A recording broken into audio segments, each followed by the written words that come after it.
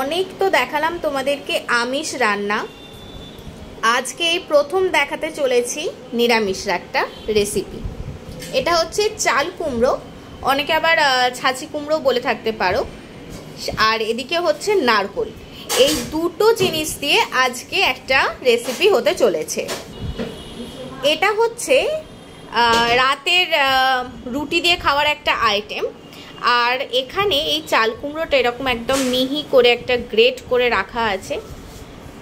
এই যে এটা দেখলে বুঝতেই পারছো, একদম গ্রেট করা। আর এদিকে নারকোলটাও কুড়োনো আছে। এবার কি হচ্ছে তোমাদেরকে দেখাই। এবার এই যে গ্যাস জ্বালিয়ে কড়াইটা চাপানো হয়ে গেছে। এই রান্নাটা পুরোটাই হবে সাদা তেলে, তাই কিছুটা পরিমাণে সাদা তেল চলে যাচ্ছে। আর ফোড়নে যাচ্ছে হচ্ছে জিরে, একটু বেশি পরিমাণে এই জিরেটা কিন্তু লাগবে। আর যাচ্ছে তেজপাতা, তেজপাতা কুচো করে দিয়ে দেওয়া হচ্ছে। এবার এই ছাঁচি কুমড়োটা এর মধ্যে চলে যাচ্ছে, দিয়ে এটা একটু ভাজা ভাজা হোক।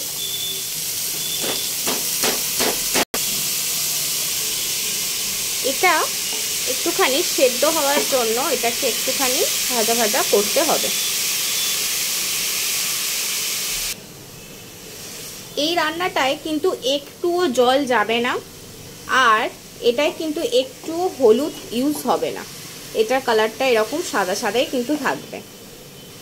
আর এটার মেনলি রুটি দিয়ে খেতে খুবই সুন্দর লাগে, তাই রাতের ডিনারটা তোমরা এটা দিয়ে করতেই পারো। একটুখানি ঢাকা দিয়ে দেওয়া হয়েছে যাতে একটুখানি এটা সেদ্ধ হয়ে যায়। এবার এর মধ্যে যাচ্ছে মশলাগুলো। মশলার মধ্যে সামান্য নুন আর চিনি। এই রান্নায় বেশি মশলা যাবে না, চিনিটা একটু বেশি পরিমাণেই যাবে, কারণ এই আইটেমটা একটু মিষ্টি মিষ্টি খেতে হয়, তাই একটু বেশিটা পরিমাণেই চিনি গেল। এই চিনি আর নুন দিয়ে এবার যেহেতু জলটা অলরেডি ছাড়বে, তাই জন্য আর এটাতে একটু পরিমাণেও কিন্তু জল দেয়া হচ্ছে না। এবার একটু ঢাকা দিয়ে দেওয়া হলো। এবার এটা একটু হোক।